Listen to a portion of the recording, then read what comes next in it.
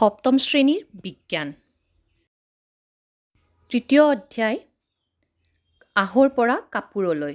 এই ভিডিঅ'টোৰ যোগে ছাত্ৰ ছাত্ৰীসকলে বিভিন্ন ধৰণৰ ঊণ উৎপাদন কৰা প্ৰাণী আৰু ঊণ উৎপাদন কৰাৰ প্ৰক্ৰিয়াৰ বিষয়ে লগতে পাট পলুৰ জীৱন চক্ৰৰ বিষয়ে জ্ঞান আহৰণ কৰিব। মৰমৰ ছাত্ৰ ছাত্ৰীসকল, তোমালোকে ষষ্ঠ শ্ৰেণীত উদ্ভিদৰ পৰা পোৱা কিছুমান আহৰ বিষয়ে পঢ়িছিলা, যেনে কপাহ আৰু মৰাপাট। এতিয়া তোমালোকে প্ৰাণীৰ পৰা পোৱা কিছুমান আহৰ বিষয়ে শিকিবলৈ পাবা। প্ৰাণীৰ পৰা পোৱা দুবিধ আহ হৈছে ঊণ আৰু পাট।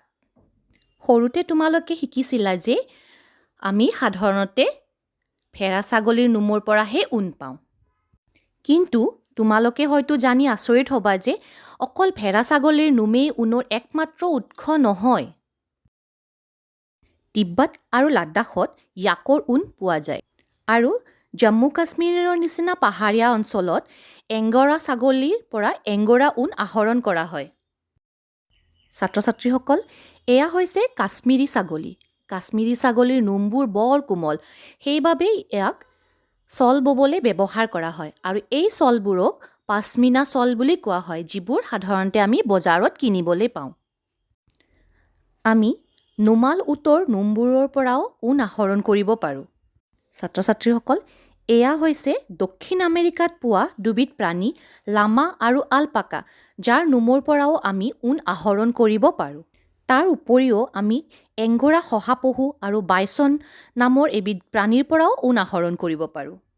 ছাত্ৰ ছাত্ৰীসকল, তোমালোকে ঊণ আহৰণ কৰিব পৰা কিছুমান প্ৰাণীৰ নাম আৰু এই প্ৰাণীবোৰ কোন ঠাইত পোৱা যায় তাৰ বিষয়ে লিখিবা। আমাৰ দেশত বিভিন্ন প্ৰান্তত বিভিন্ন প্ৰজাতিৰ ভেড়া পালন কৰা হয় আৰু এই ভেড়া পালনৰ দ্বাৰা ব্যৱসায় ভিত্তিত ঊণ উৎপাদন কৰা হয়। ছাত্ৰ ছাত্ৰীসকল, আহাচোন আমি এতিয়া আহৰ পৰা ঊণ বনোৱা পদ্ধতিৰ বিষয়ে অকণমান জানি লওঁ। আহৰ পৰা ঊণ বনোৱা পদ্ধতিত 6টা স্তৰ ব্যৱহাৰ কৰা হয়। প্ৰথম স্তৰটোত ভেড়াৰ শৰীৰৰ পৰা পাতল এতৰপ নোম ছালৰ সৈতে আঁতৰাই পেলোৱা হয় আৰু এই পদ্ধতিটোক মুণ্ডন বা প্ৰাণীৰ নোম খুৰোৱা বুলি কোৱা হয়, যাক ইংৰাজীত শ্বেয়াৰিং বুলি কোৱা হয়।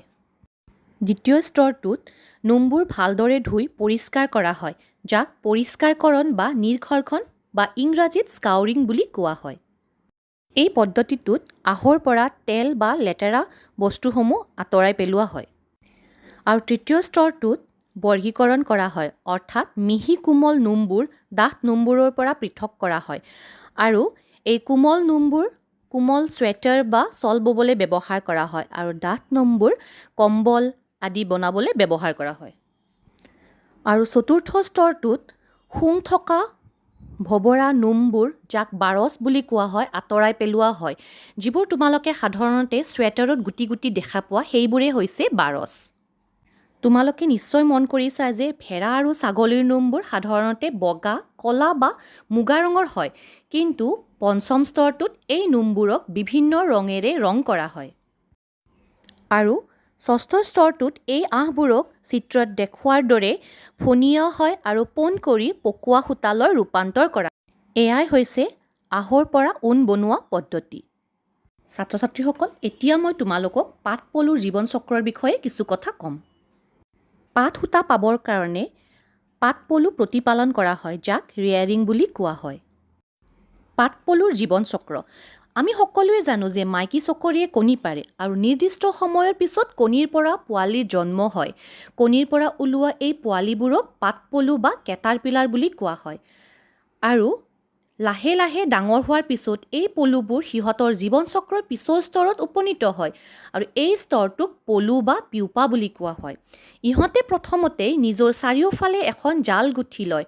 তাৰ পিছত মূৰটো ইংৰাজী সংখ্যা 8ৰ আকৃতিৰ দৰে ইফালে সিফালে লৰচৰ কৰি থাকে আৰু এই লৰচৰ কৰা সময়খিনিত পাট পলুৱে কিছুমান প্ৰটিনৰ আহ নিঃসৰণ কৰে, অৰ্থাৎ আমি ক'ব পাৰোঁ যে পাটৰ আহবোৰ প্ৰটিনেৰে গঠিত হয়। আৰু পাট পলুৱে সোনকালে নিজকে পাটৰ আহেৰে সম্পূৰ্ণভাৱে আৱৰি পেলায় আৰু পিউপালৈ পৰিৱৰ্তিত হয়। এই আৱৰণক ককুন বোলা হয়। পিউপাৰ পৰা চকৰিলৈ বিকাশৰ প্ৰক্ৰিয়াটো লেটাৰ ভিতৰতে চলি থাকে আৰু পাটৰ আহবোৰ পাট কাপোৰ ববলৈ ব্যৱহাৰ কৰা হয়। চকৰিৰ লেটাৰ পৰাই পাতৰ সূতা আহৰণ কৰা হয় আৰু এইবোৰৰ মসৃণতা বেলেগ বেলেগ, যেনে কিছুমান খহটা হয়, কিছুমান মিহি আৰু উজ্জ্বল হয়। তোমালোকে নিশ্চয় টচ, মুগা আৰু কেঁচা পাত আদি কাপোৰ দেখিবলৈ পাইছা। এইবোৰ এনেধৰণৰ চকৰিৰ লেটাৰ পৰাই উলিওৱা হয়। নুনি গছৰ পাত চকৰিয়ে হৈছে সাধাৰণতে পোৱা পাত চকৰি। এই চকৰিৰ লেটাৰ পৰা পোৱা পাতৰ আঁহ বহুত কোমল, উজ্জ্বল আৰু নমনীয় হয় আৰু এইবোৰকো ঊণৰ নিচিনাকৈ বিভিন্ন ধৰণৰ ৰঙেৰে ৰং কৰিব পাৰি। ছাত্ৰ ছাত্ৰীসকল, আশা কৰিছোঁ এতিয়া তোমালোকে কাৰ্যকলাপত দিয়া প্ৰশ্ন উত্তৰসমূহ কৰিবলৈ সক্ষম হ'বা। আমাৰ দেশত সাধাৰণতে পোৱা 3বিধ ঊণ উৎপাদন কৰা প্ৰাণীৰ নাম লিখা। তাৰপিছত আছে য়াকৰ ঊণ পোৱা ঠাই এখনৰ নাম লিখা। তাৰ পিছৰ প্ৰশ্নটো হৈছে লেটা মানে কি আৰু ইয়াৰ আন এটা নাম লিখা। 5 নম্বৰ প্ৰশ্নটো হৈছে পাতৰ আঁহবোৰ কিহেৰে গঠিত। আৰু শেষৰ প্ৰশ্নটো হৈছে পাট পলুৰ জীৱন চক্ৰৰ এটি চিহ্নিত চিত্ৰ আঁকা।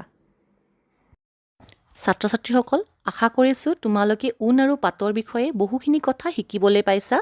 গতিকে আজি ইমানতে সামৰিছোঁ। ধন্যবাদ।